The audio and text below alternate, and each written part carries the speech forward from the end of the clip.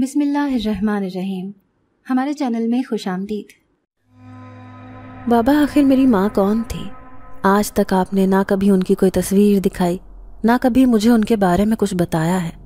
اب تو میں کالج میں بھی ہر لڑکی مجھ سے میری ماں کے بارے میں سوال کرتی ہے۔ میں اپنی بیٹی کو بڑے غور سے دیکھ رہا تھا، جس کی عمر 17 برس تھی، لیکن اب وہ وقت سے پہلے ہی سمجھدار ہو گئی تھی۔ یہ سوال تو وہ بچپن سے ہی کرتی آئی تھی، لیکن میرے پاس اس کے سوال کا کوئی جواب نہیں تھا۔ ابھی بھی اس کے جواب میں خاموش رہا تو اس کی آنکھوں میں آنسو آ گئے۔ روتے ہوئے کہنے لگی، بابا بس بہت ہو گیا، اب میں مزید یہ برداشت نہیں کروں گی۔ آپ کو مجھے آج بتانا ہی ہوگا کہ آخر میری ماں کون تھی، اور اتنے سالوں سے آپ نے مجھ سے یہ سب چھپا کر کیوں رکھا۔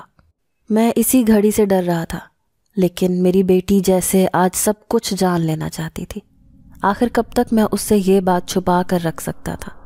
پھر میرے دل نے فیصلہ کیا کہ آج وہ وقت آ گیا ہے کہ میں اسے برسوں پرانی 20 سال پہلے کی یہ کہانی سنا دوں، جو میں نے کب سے اپنے دل میں چھپا کر رکھی ہوئی ہے۔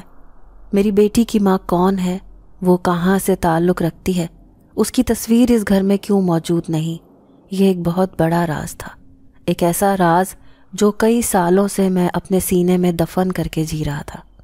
میں نے اپنی بیٹی کے خوبصورت چہرے کی طرف دیکھا، وہ اب بھی میرے جواب کی منتظر تھی۔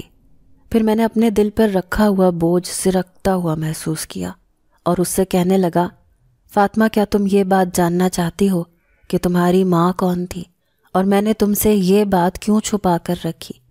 اس نے فوراً سے ہی ہاں میں سر ہلایا۔ یہ بہت لمبی کہانی ہے بیٹا، یہاں سامنے بیٹھو، پھر میں تمہیں بتاتا ہوں۔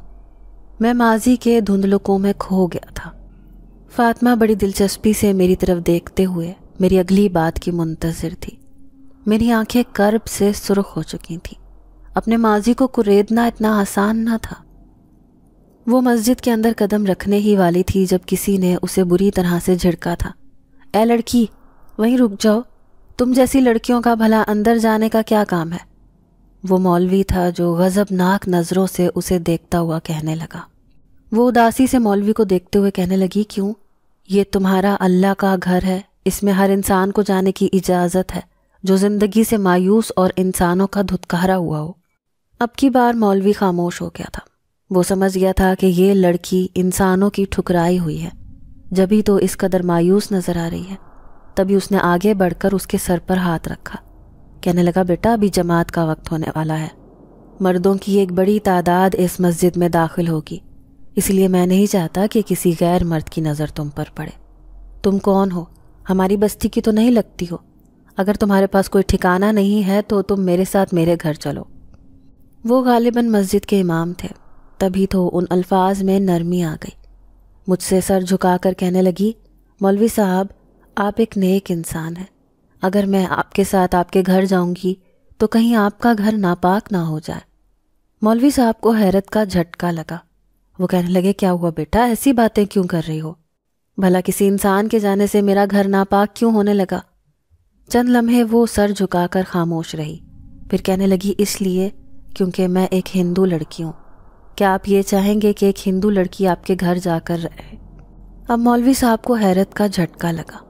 پھر چند لمحے کی خاموشی کے بعد وہ کہنے لگے، تم بھلے ہی ہندو لڑکی ہو، لیکن تم میرے لیے بہت عزت کے قابل ہو۔ ایک انسان کے ناطے میرے ساتھ میرے گھر چلو، وہاں تمہارے رہنے کے لیے بہت جگہ مل جائے گی۔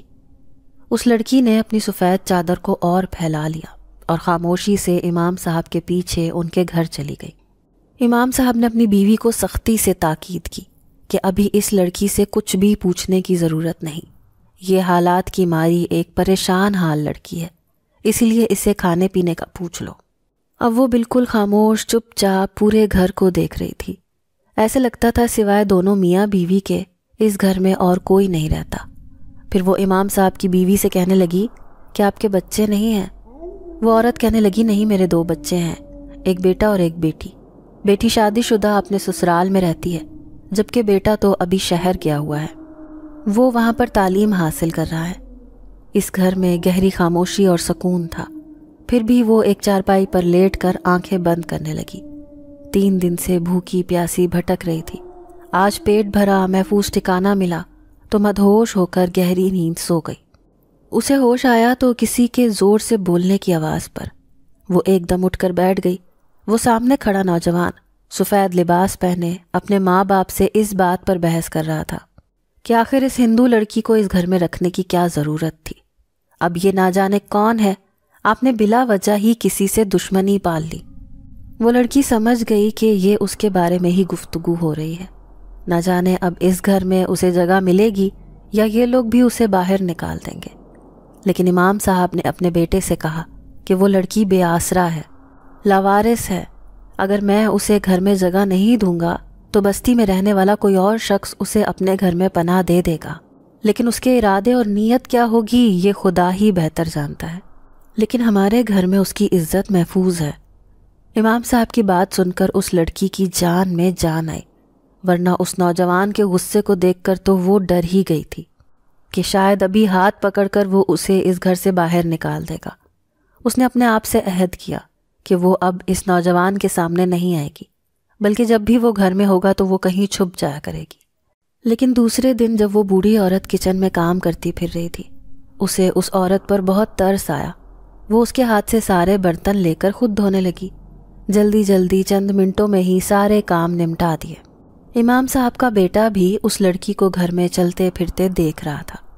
بلا شبہ وہ بہت خوبصورت تھی، بڑی بڑی سیاہ آنکھیں، لمبی چوٹی، سر پر بڑی سی چادر لیے وہ سر جھکائے پورے گھر کا کام کاج کرتی پھر رہی تھی۔ اس کے ابا نے تو اسے بنا کچھ پوچھے ہی گھر میں جگہ دے دی تھی، لیکن وہ دل میں سوچ رہا تھا کہ وہ اس لڑکی سے ضرور پوچھے گا کہ وہ کون ہے اور کہاں سے آئی ہے۔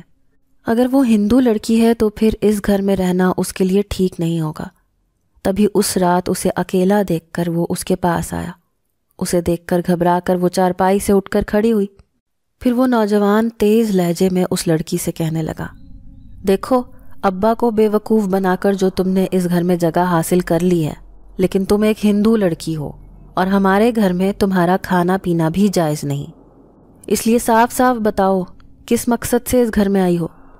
وہ اس نوجوان کی بات سن کر اداس ہو گئی، پھر کہنے لگی کہ میں ہندو لڑکی ضرور ہوں، لیکن میں نے اپنا خاندان صرف اس لیے چھوڑا ہے کیونکہ میں مسلمان بننا چاہتی ہوں۔ اس کی بات سن کر نوجوان کے ہوش اڑ گئے۔ وہ کہنے لگا، کیا سچ میں یہ بات تم اپنی مرضی سے کہہ رہی ہو؟ تم پر کوئی زور زبردستی تو نہیں؟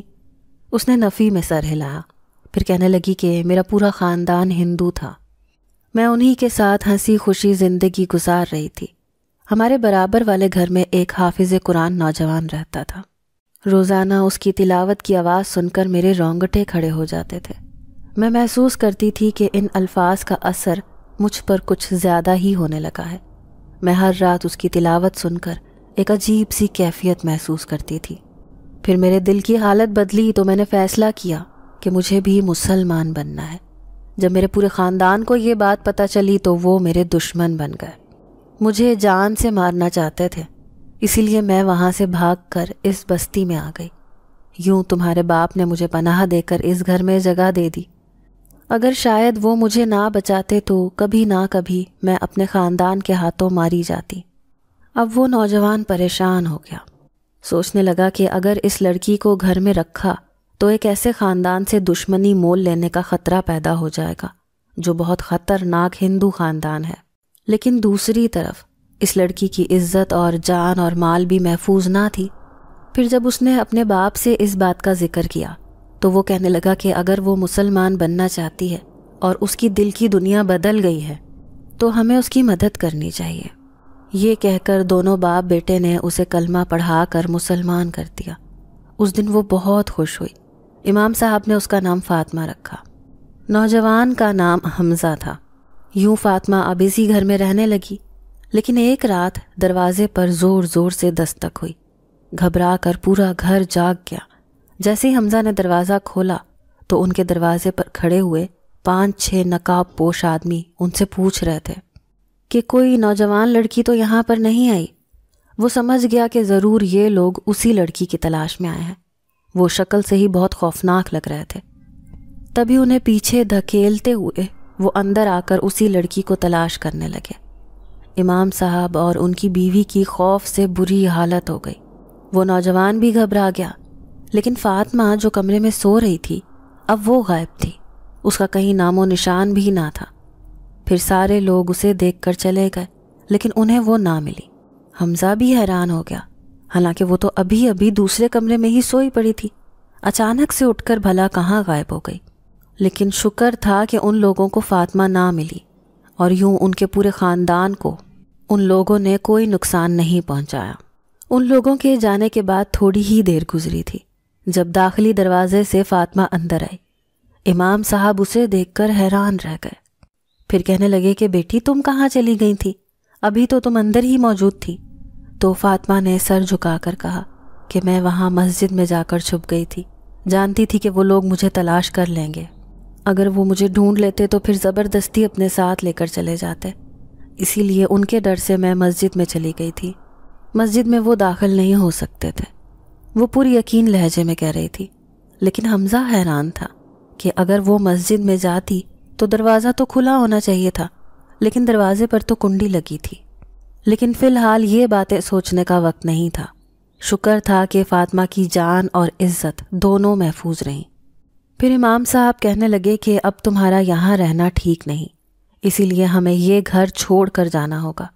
فاطمہ کہنے لگی کہ میری وجہ سے آپ کا پورا خاندان بہت پریشانی کا شکار ہو گیا، اس سب کی ذمہ دار میں ہوں۔ لیکن امام صاحب کہنے لگے کہ پریشان مت ہو بیٹا، دراصل ہمارے شہر میں بھی ایک چھوٹا سا گھر ہے، جب میرا بیٹا شہر میں پڑھائی کر رہا تھا تو یہ اسی گھر میں رہتا تھا، اب ہم اس گھر میں چلے جاتے ہیں، اس طرح سے تمہاری جان اور عزت دونوں محفوظ رہیں گی۔ فاطمہ سر جھکا کر کہنے لگی نہیں امام صاحب، وہ لوگ مجھے ہر جگہ تلاش کر لیں گے، اسی لیے آپ لوگ نہیں، صرف میں ہی وہاں جاؤں گی۔ لیکن امام صاحب کی بیوی کہنے لگی کہ تم ہرگز اکیلی وہاں نہیں جاؤ گی، بلکہ میرا بیٹا حمزہ بھی تمہارے ساتھ جائے گا۔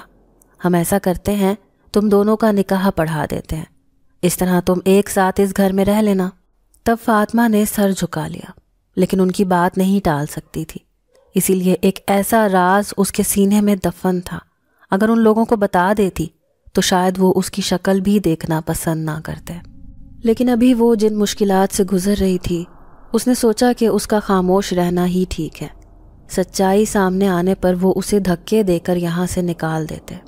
پھر سادگی سے 4 لوگوں کی موجودگی میں فاطمہ اور حمزہ کا نکاح ہو گیا۔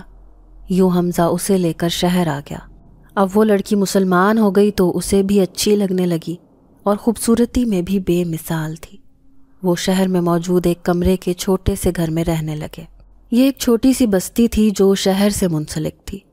یوں حمزہ وہاں کام کاج کرنے لگا، وہ ایک کتابوں کی دکان پر کام کرنے لگا، جبکہ فاطمہ پورے گھر کو سنبھال رہی تھی۔ یہ ان دونوں کی زندگی بالکل ٹھیک ٹھاک چل رہی تھی، وہ دونوں ایک دوسرے کے ساتھ بہت خوش تھے۔ لیکن ہر رات کچھ عجیب ہونے لگا۔ جب حمزہ کی آدھی رات کو آنکھ کھلتی تو فاطمہ بستر سے غائب ہوتی۔ وہ اسے ڈھونڈتا ہوا باہر صحن میں آتا، لیکن وہ اسے کہیں دکھائی نہ دیتی۔ پھر جیسے ہی کمرے میں واپس جاتا تو وہ بستر پر سو رہی ہوتی تھی۔ یہ ایک گہرا راز تھا جسے وہ ابھی تک جان نہیں پایا تھا۔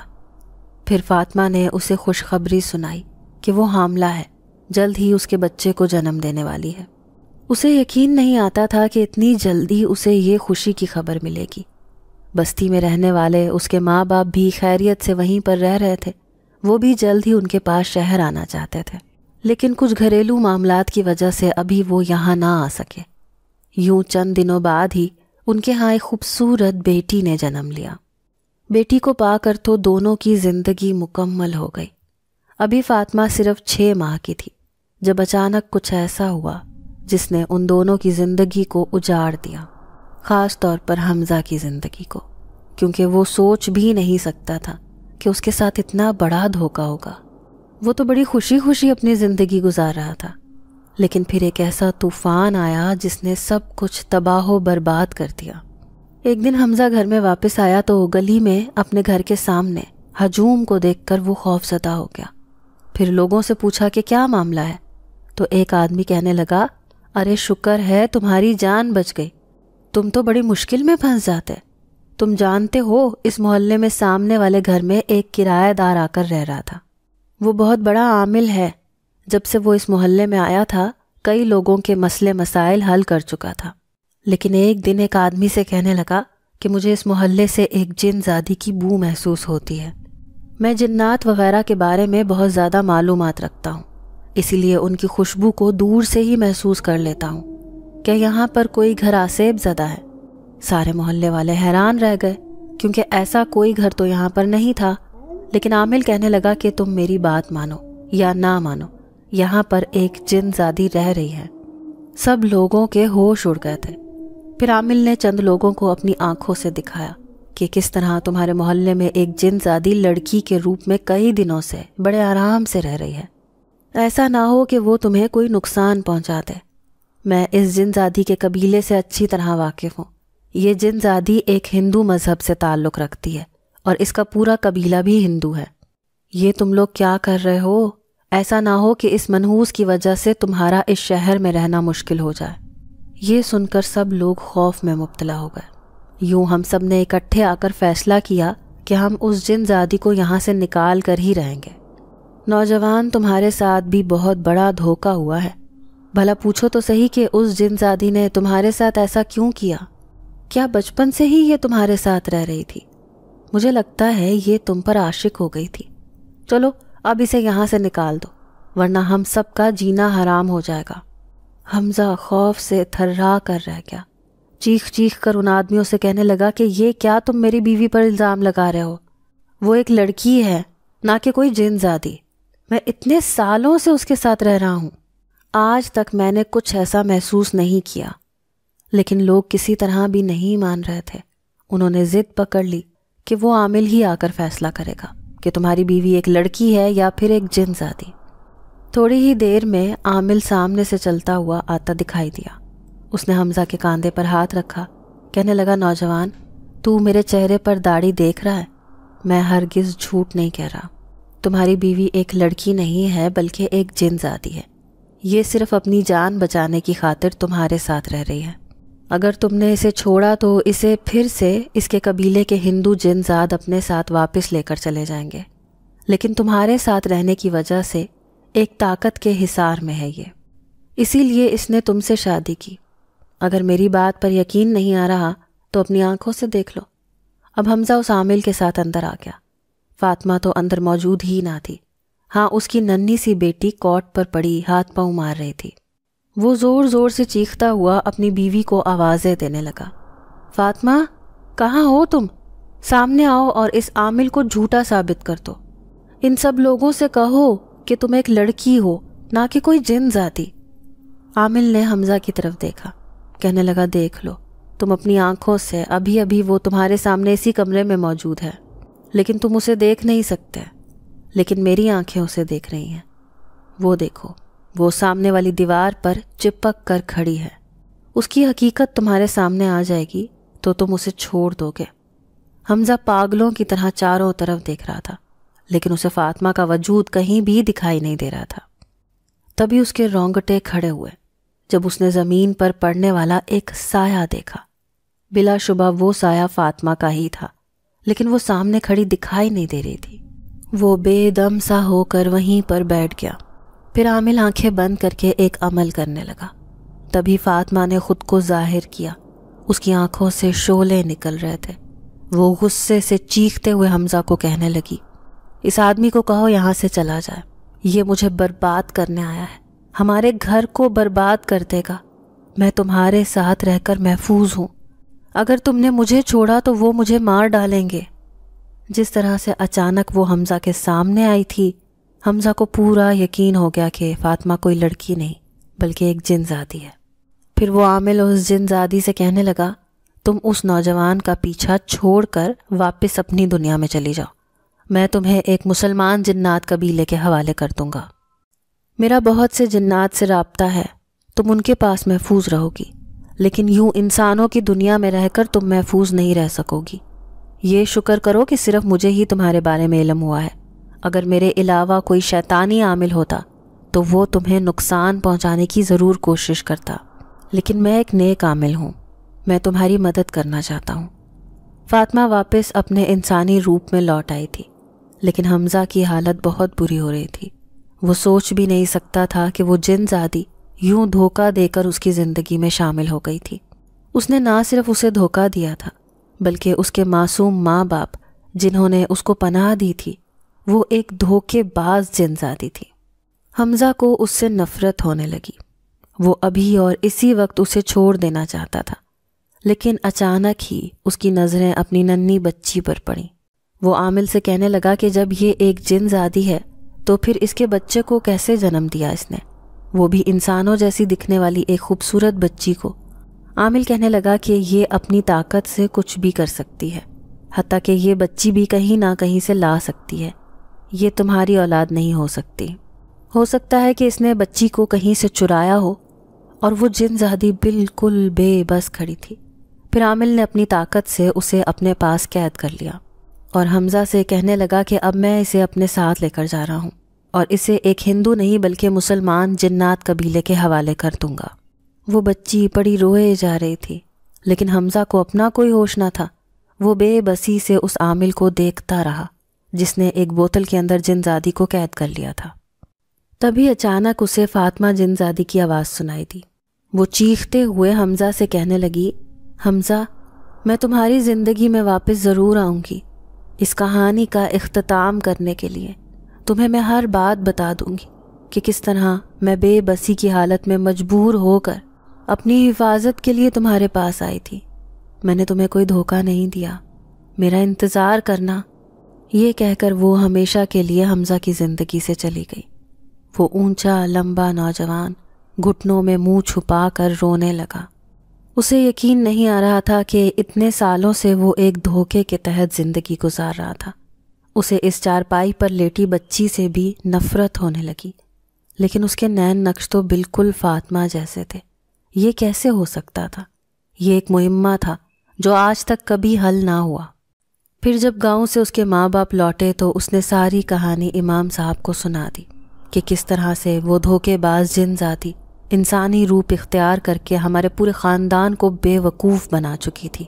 وہ نہ صرف میری بیوی بن کر بلکہ اس بچے کی ماں بن کر بھی اس گھر میں رہ رہی تھی۔ پھر امام صاحب کی بیوی کہنے لگی کہ اگر وہ ایک نیک جن زادی تھی تو یہ بچی کہاں سے آئی؟ حمزہ کہنے لگا کہ یہی راز تو میں جاننا چاہتا ہوں کہ اس بچی کو کہاں سے لے کر آئی تھی اور اس نے یہ سب ڈھونگ کیوں کیا۔ اچھا ہوا اس نے ایک عامل نے سب کچھ جان لیا، ورنہ نہ جانے میرے ساتھ کیا ہوتا۔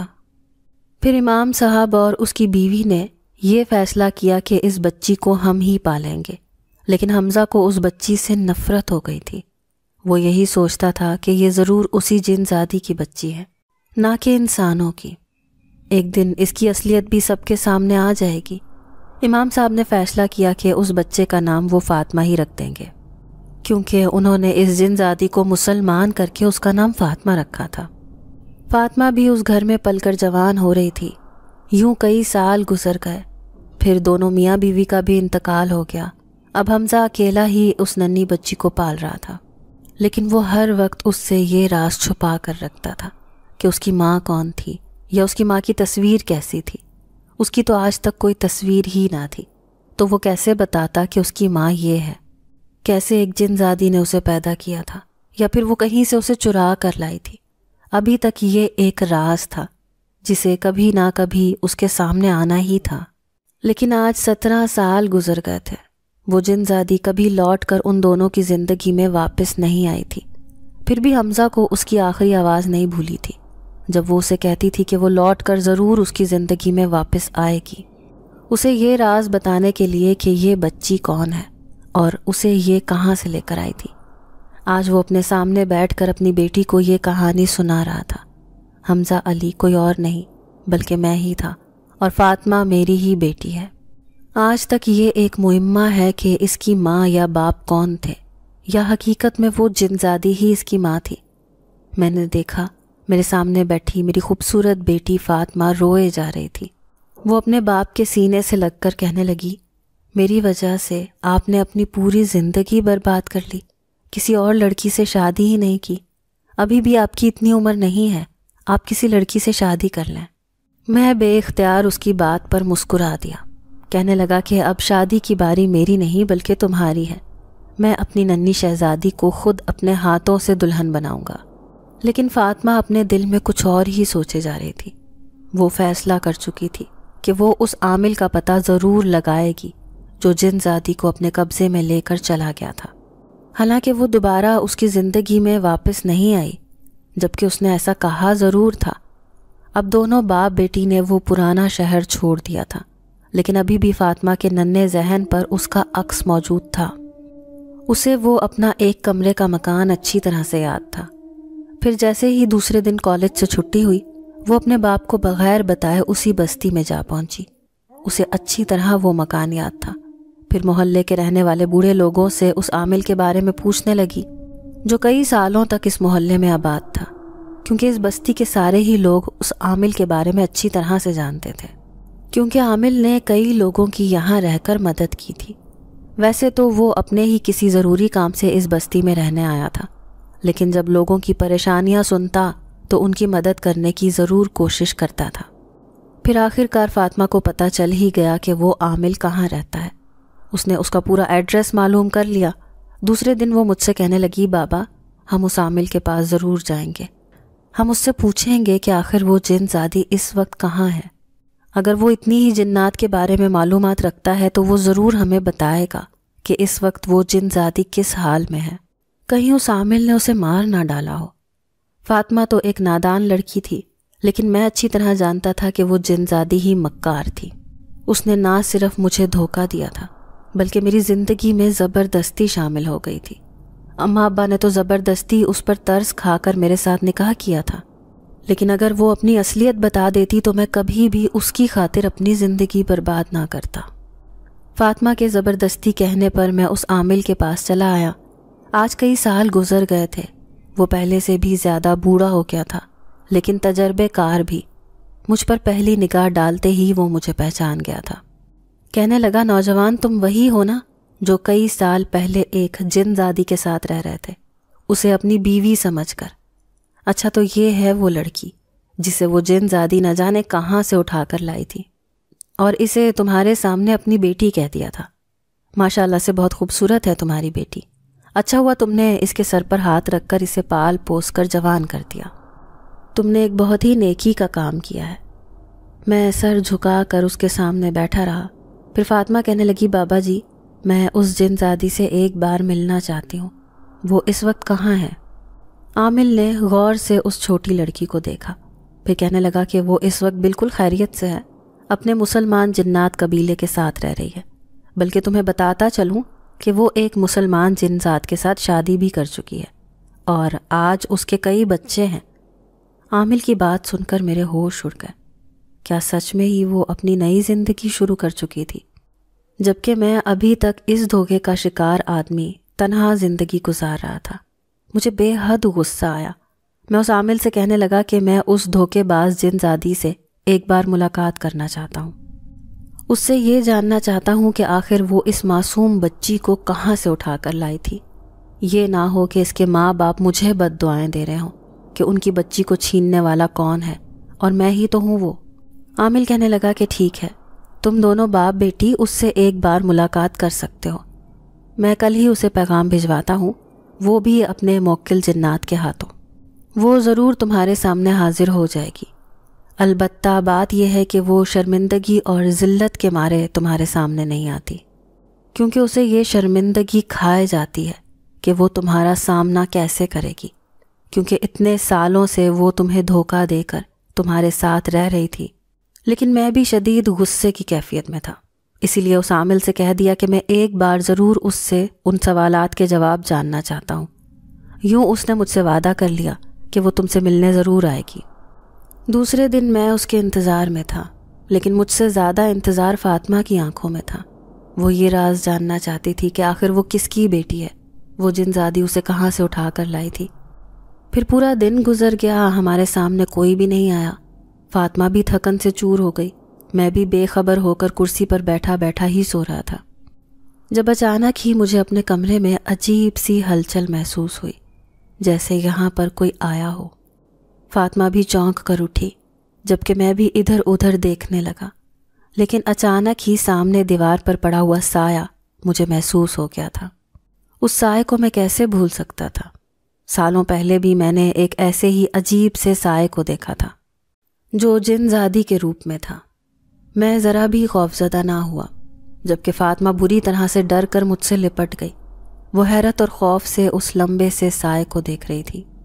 پھر میں اس سائے کو دیکھتے ہوئے کہنے لگا، میں تمہیں پہچان گیا ہوں۔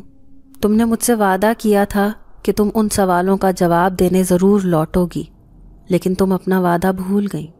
آخر کو تم نے ثابت کر دیا کہ تم ایک مکار جنزادی تھی، اور ساتھ ہی دھوکے باز بھی، جسے انسانوں کو بے وقوف بنانا خوب آتا ہے۔ جواب میں اس جنزادی کی سسکتی ہوئی آواز آئی۔ وہ روتے ہوئے کہنے لگی، میں ہرگز دھوکے باز نہیں ہوں، لیکن مجھے میری پریشانیوں نے ایسا کرنے پر مجبور کیا۔ اچانک ہی وہ ان دونوں کے سامنے ظاہر ہوئی تھی۔ آج بھی وہ اتنی ہی جوان اور خوبصورت نظر آ رہی تھی جتنا سالوں پہلے میں نے اسے دیکھا تھا۔ میری بیٹی فاطمہ تو حیرت سے آنکھیں پھاڑے اسے دیکھے جا رہی تھی۔ پھر وہ روتے ہوئے کہنے لگی، میں بے بس ہو گئی تھی، میری مجبوریاں مجھے یہ قدم اٹھانے پر اکسایا تھا۔ میں کبھی بھی کسی انسان کی زندگی میں داخل نہیں ہوئی تھی، نہ ہی میں نے کبھی کسی انسان کا سامنا کیا تھا۔ تمہارے والد صاحب کو میں نے جو بھی کہانی سنائی تھی وہ سب حقیقت پر مبنی تھی، لیکن بس اس میں جھوٹ یہ شامل تھا کہ میں نے ان سے کہا تھا کہ میں انسان ہوں، لیکن در حقیقت میں ایک جنزادی تھی۔ سالوں پہلے ایک ہندو جنزاد قبیلے کے ساتھ رہ رہی تھی، جب ہمارے قبیلے کے اندر ایک مسلمان جنزاد مہمان بن کر آیا۔ میں اس وقت جوان اور خوبصورت تھی، میں نے کبھی کسی مسلمان جنزاد کو نہیں دیکھا تھا، لیکن جب وہ راتوں کو اٹھ کر عبادت کرتا، قرآن پاک کی تلاوت کرتا، تو میں اسے اپنی عبادت میں مشغول دیکھ کر اس پر عاشق ہو گئی۔ اب میں کسی تتلی کی طرح اس کے ارد گرد گھومتی رہتی تھی اور اسے مجبور کرتی تھی کہ وہ بھی میری طرف ایسے ہی مائل ہو جائے جیسے میں اسے دیوانہ وار عشق کرنے لگی تھی۔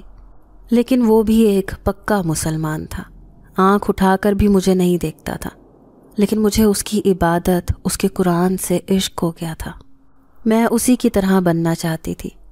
پھر ایک دن جب میں نے اس کے سامنے اپنی خواہش کا اظہار کیا تو وہ کہنے لگا کہ ایسا ممکن نہیں، کیونکہ میں یہاں پر مہمان بن کر آیا ہوں۔ میں نہیں چاہتا کہ میں ان ہندو جنات کے ساتھ دھوکہ کروں، لیکن میں اس کے عشق میں مبتلا کچھ بھی کرنے کو تیار تھی۔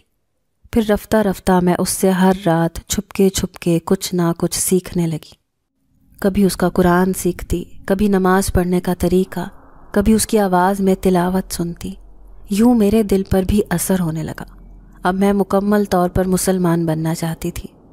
میں سوچ رہی تھی کہ جب یہ جنزاد واپس اپنے قبیلے میں چلا جائے گا تو میں اس کے ساتھ یہاں سے فرار ہو جاؤں گی، لیکن ایسی نوبت ہی نہ آئی۔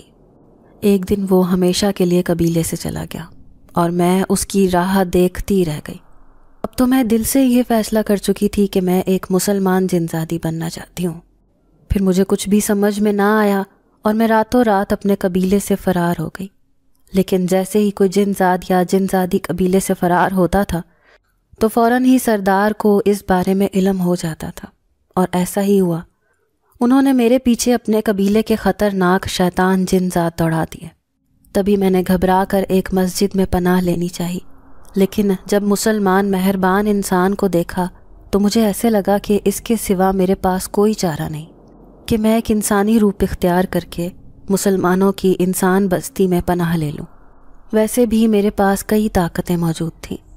یوں میں بڑے آرام سے اس گھر میں رہنے لگی، کسی کے سامنے بھی ظاہر نہ ہونے دیا کہ میں ایک جنزادی ہوں۔ میں ہر وہ کام کر رہی تھی جو کوئی مسلمان لڑکی کرتی ہے۔ پھر ہمارے قبیلے کے وہ شیطان جنزاد مجھے ڈھونڈتے ہوئے وہاں تک پہنچ گئے، لیکن میں ایک مسجد میں جا کر چھپ گئی تھی۔ یوں وہ ناکام لوٹ گئے، وہ مسجد میں قدم بھی نہیں رکھ سکتے تھے، اس لیے میں محفوظ رہی۔ لیکن جب میں تمہیں دیکھتی تو مجھے اسی مسلمان جنزاد کی یاد آتی تھی جس کے عشق میں گرفتار ہو گئی تھی۔ جب امام صاحب نے میرے سامنے یہ ذکر کیا کہ وہ اپنے بیٹے سے میرا نکاح کرنا چاہتے ہیں تو میرے تو پیروں تلے سے زمین نکل گئی، لیکن میں نے سوچا کہ اس کے سوا میرے پاس کوئی ٹھکانہ بھی نہیں ہے۔ اچھا ہے تمہارے ساتھ رہوں گی تو محفوظ تو رہوں گی، یہی سوچ کر میں تمہاری زندگی میں خوشیوں کے رنگ بکھیرنے لگی۔ پھر اس میں مزید اضافہ اس وقت ہوا جب میں نے یہ فیصلہ کیا کہ جس طرح عورتیں بچے پیدا کرتی ہیں اس طرح میں بھی تمہیں ایک بچہ پیدا کر کے دوں گی، لیکن وہ میرے وجود سے نہیں بلکہ میں کسی دوسرے طریقے سے وہ بچہ حاصل کرنا چاہتی تھی۔ پھر میں نے جھوٹ موٹ تم سے کہہ دیا کہ میں حاملہ ہوں اور جلد ہی میرے بچہ جنم لینے والا ہے۔ یوں کئی مہینے بیت گئے۔ پھر ایک دن جب میں درگاہ سے واپس لوٹ رہی تھی تو میں نے درخت کے نیچے ایک عورت کو دیکھا۔ وہ اس وقت شدید تکلیف سے گزر رہی تھی، شاید اسے بچہ ہونے والا تھا۔ تب میں نے اس کی مدد کرنے کا فیصلہ کیا، لیکن جیسے ہی بچہ اس دنیا میں آیا تو وہ عورت کہنے لگی کہ یہ بچہ تم لے جاؤ۔ اگر یہ میرے پاس رہا تو نہ صرف وہ لوگ مجھے مار ڈالیں گے بلکہ اس بچے کو بھی ختم کر دیں گے۔ وہ ایک چھوٹی سی خوبصورت بچی تھی۔ میں حیران رہ گئی کہ مجھے تو سب کچھ بن مانگے ہی مل گیا تھا، اور مجھے چاہیے بھی کیا تھا، کیونکہ گھر آتے ہی میں نے اس بچی کو کپڑے میں چھپایا اور تمہارے سامنے ظاہر کر دیا کہ اس بچی کو میں نے جنم دیا ہے۔ یوں ہم دونوں کی زندگی بالکل ٹھیک چل رہی تھی، لیکن پھر وہ عامل آیا اور بہت بڑا طوفان آ گیا۔ اس نے میری ساری حقیقت تمہارے سامنے کھول کر بیان کر دی۔ یہ بھی سچ تھا کہ میں تمہیں دھوکہ دے کر تمہاری زندگی میں شامل ہوئی تھی۔ پھر اس نے اپنا کہا سچ کر دکھایا، مجھے ایک مسلمان قبیلے میں بھیج دیا۔ وہاں میں نے ایک جن ذات سے شادی کر لی۔ آج میرے پورے 11 بچے ہیں اور میں بہت خوشی اس کے ساتھ اپنی زندگی گزار رہی ہوں۔ وہ سر جھکا کر اپنی کہانی سنا رہی تھی، جبکہ میں نفرت سے اسے دیکھے جا رہا تھا۔ پھر کہنے لگا کہ تم نے تو اپنی زندگی اچھے سے گزار لی، لیکن میری زندگی برباد ہو گئی۔ میں پھر کسی بھی دوسری عورت پر اعتبار نہ کر سکا۔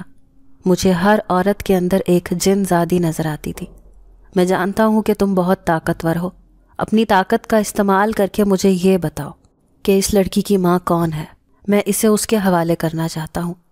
بظاہر میں نے اسے اپنی سگی بیٹی کی طرح پالا ہے، لیکن میں اسے اس کی ماں سے ضرور ملوانا چاہتا ہوں۔ فاطمہ بھی آنسوؤں سے رو رہی تھی۔ پھر وہ کہنے لگی کہ میں اپنی وجہ سے نہیں رو رہی، لیکن مجھے آپ کے اوپر بہت رونا آ رہا ہے۔ آپ کے ساتھ بالکل بھی ٹھیک نہیں ہوا۔ وہ جن زادی کہنے لگی کہ وہ عورت ایک ایسی جگہ پر رہتی ہے جہاں پر بہت سی لاوارث عورتیں رہ رہی ہیں، شاید وہ بھی بہت برے حالات سے گزر رہی ہے۔ یہ کہہ کر جن زادی نے اس عورت کا پتہ بتا دیا جو فاطمہ کی ماں تھی۔ اب میں دوسرے دن ہی فاطمہ کو لے کر جا رہا تھا۔ میں نہ تو اس کا نام جانتا تھا نہ ہی شکل۔ پھر وہ شیلٹر ہوم کی انچارج سے کہنے لگا، آپ اس لڑکی کی شکل غور سے دیکھیں، اور اس کی شکل سے ملتی جلتی کوئی عورت اگر آپ کے شیلٹر ہوم میں موجود ہے تو اسے اس بچی سے ملوا دیں، کیونکہ یہ آج تک نہ جان سکی کہ اس کو جنم دینے والی عورت کون ہے۔ وہ انچارج میری بات سن کر حیران رہ گئی، پھر بڑے غور سے فاطمہ کو دیکھتی رہی۔ تبھی تھوڑی دیر بعد اس نے ایک عورت کو بلوایا۔ اس کا نام سکینہ تھا۔ وہ حیرت سے بت بن گئی۔ سکینہ نام کی اس عورت کے نین نقوش بالکل فاطمہ جیسے تھے۔ بلا شبہ وہ بہت خوبصورت تھی۔ دونوں ماں بیٹی نے ایک دوسرے کو پہچان لیا تھا۔ دونوں بلک بلک کر گلے ملتے ہوئے رو رہی تھیں۔ میں بھی اس ملاپ پر اب سیدھا ہو گیا۔ وہ 30-35 سال کی ایک کم عمر عورت تھی۔ پھر انچارج اس سکینہ نام کی عورت سے کہنے لگی، بی بی یہی تمہاری بیٹی ہے جس کا ذکر تم میرے سامنے کئی بار کر چکی ہو، کیونکہ میں تو اسے دیکھتے ہی پہچان گئی تھی۔ سکینہ سر جھکا کر کہنے لگی، جی میڈم، یہی میری بیٹی ہے۔ میں اپنی خالہ کے گھر رہ گئی تھی، یتیم لڑکی تھی۔ جب میری خالہ کا دیور جو ایک کنوارا نشئی آدمی تھا، اس نے مجھے اکیلے گھر میں پا کر میرے ساتھ زیادتی کر ڈالی۔ پھر ایک بار نہیں کئی بار اس نے مجھے برباد کرنے کی کوشش کی اور بالآخر اپنی کوشش میں کامیاب ہو گیا۔ اب میں ایک ناجائز بچے کو جنم دینے والی تھی، لیکن خالہ نے رسوائی کے ڈر سے مجھے گھر سے نکال دیا۔ میں اس وقت بہت کم عمر تھی، صرف 15 سال کی۔ جب اس بچے کو جنم دینے لگی تو میں نے ایک سنسان سڑک پر موجود خوف و دہشت کا شکار تھی۔ پاس سے گزرنے والی ایک عورت میری اگر مدد نہ کرتی تو شاید میں اپنے بچے سمیت وہیں مر جاتی۔ لیکن جیسے ہی یہ بچہ اس دنیا میں آیا تو میں شدید خوف زدہ ہو گئی، کیونکہ بھلا 15 سال کی بچی کے ساتھ اگر ایسا حادثہ ہو جائے تو اس کے دل پر کیا گزرتی ہے۔ اور یہی میرے ساتھ ہوا تھا۔ پھر میں نے اس عورت سے التجا کی کہ وہ اس بچی کو اپنے ساتھ لے جائے، ورنہ میں بھی مر جاؤں گی اور یہ بچی بھی۔ یوں اس بھلی عورت نے نہ صرف میری مدد کی بلکہ اس بچی کو بھی اپنے ساتھ لے کر چلی گئی تھی۔ پھر میں نے آپ کے شیلٹر ہوم میں پناہ لی، جہاں پر میں آج عزت سے زندگی گزار رہی ہوں۔ یوں اس بات کو کئی سال گزر گئے ہیں، لیکن آج تک میں اپنے اس وجود کے ٹکڑے کو کیسے بھول سکتی تھی۔ یہ بھلا آدمی جو اسے لے کر آیا ہے، میں اس کی بہت احسان مند ہوں۔ اس نے اتنے سال تک میرے جگر کے ٹکڑے کو سنبھال کر رکھا۔ بھلے ہی ایک ناجائز اولاد ہے، لیکن پھر بھی اسے جنم دینے والی میں ہوں۔ وہ روتے ہوئے اپنی یہ دکھی کہانی سنا رہی تھی۔ مجھے اس عورت پر بہت ترس آیا جس کی عمر 30-32 سال سے زیادہ نہ تھی، لیکن اس نے زندگی کے کس قدر مصیبت اور تکلیف کے دن برداشت کیے تھے۔ پھر میں وہاں سے چلا آیا، لیکن میرے ساتھ صرف فاطمہ نہیں بلکہ اس کی ماں بھی تھی۔ میں نے وہیں شیلٹر ہوم کی انچارج کے سامنے سکینہ سے نکاح کر لیا تھا۔ اب ہم تینوں کی زندگیاں مکمل ہو گئی تھیں۔ فاطمہ کو تو میں نے اپنی سگی اولاد کی طرح پالا تھا، لیکن آج اس نے اپنی ماں کا چہرہ بھی دیکھ لیا تھا۔ وہ سوال جو ہمیشہ سے ہی میری بیٹی مجھ سے کرتی تھی، آج اس کا جواب مل گیا تھا۔ کہیں نہ کہیں میرے دل میں اس جن زادی کے لیے بھی نرمی آ گئی تھی، کیونکہ میری بیوی سکینہ بار بار اس جن زادی کا ذکر کرتے ہوئے کہتی تھی کہ وہ بہت نیک اور مہربان تھی۔ اس نے اس دن اگر میری مدد نہ کی ہوتی تو شاید میں بھی وہیں سڑک پر مر جاتی۔ یوں میں نے اس جن زادی کو معاف کر دیا۔ فاطمہ نے بھی مجھ سے وعدہ لیا کہ میں آج کے بعد کبھی بھی اس جن زادی کو برا نہیں کہوں گا۔ اس نے جو کچھ کیا مجبوری میں کیا، ویسے بھی اس نے اپنی طاقت ہونے کے باوجود کبھی کسی انسان کو تکلیف نہیں پہنچائی تھی۔ آج سکینہ کے ساتھ میں خوشحال زندگی گزار رہا تھا۔ پھر ہمارے نکاح کو 2 مہینے ہی ہوئے تھے جب اس نے مجھے خوشخبری سنائی کہ اس کے وجود میں ایک ننھا پھول کھلنے والا ہے۔ مجھے یقین نہیں آ رہا تھا کہ آج اتنے سال بعد میں دوبارہ سے وہ خوشی محسوس کر رہا ہوں جس طرح کبھی اس جن زادی نے مجھے یہ خوشی کی خبر سنائی تھی۔ اب میں شدت سے اس دن کا انتظار کر رہا ہوں کب میرے ہاں بھی ایک پیارا سا بچہ جنم لے۔ پھر ٹھیک 1 سال بعد میرے ہاں ایک بیٹے نے جنم لیا۔ اس کا نام میں نے سفیان رکھا تھا۔ وہ میری آنکھوں کی ٹھنڈک ہے، دل کا قرار ہے، کیونکہ وہ میرا سگا بیٹا تھا، میرے وجود کا ٹکڑا۔ ایک رات میں سویا ہوا تھا جب اچانک ہی چپکے سے کوئی میرے کمرے میں داخل ہوا۔ اس نے چھپ کر میرے بیٹے کے وجود پر پیار کیا اور اس کے سرہانے کچھ رکھ کر وہاں سے دبے پاؤں نکلتا چلا گیا۔ میں بند آنکھوں سے دیکھ چکا تھا کہ وہ وہی جن زادی تھی۔ صبح اٹھ کر دیکھا تو سکینہ حیرت سے چیختے ہوئے کہنے لگی، ارے یہ سونے کا لاکٹ کہاں سے آیا؟ میں نے دیکھا اس لاکٹ پر میرا نام لکھا ہوا تھا۔ میں اچھی طرح جانتا تھا کہ اس لاکٹ کو دینے والی وہی جن زادی اپنی نشانی میرے بیٹے کو دے کر چلی گئی تھی۔ اس نے وعدہ کیا تھا کہ وہ اس بچے کی بھی حفاظت کرے گی، کیونکہ وہ آج بھی کہیں نہ کہیں میرے خاندان کے ارد گرد موجود رہتی ہے۔ میں نے اپنے بیٹے کے گلے میں وہ سونے کا لاکٹ پہنا دیا جس پر میرا نام لکھا ہوا تھا۔ ناظرین، اگر آپ کو آج کی یہ کہانی اچھی لگی ہو تو ویڈیو کو لائک ضرور کریں۔ اگر آپ کو ایسی دہشت ناک دل کو جکڑ دینے والی کہانیاں پسند ہیں تو ایسی ایک کہانی روزانہ سننے کے لیے ہمارے چینل کو سبسکرائب کریں۔ اجازت چاہتے ہیں، اللہ حافظ۔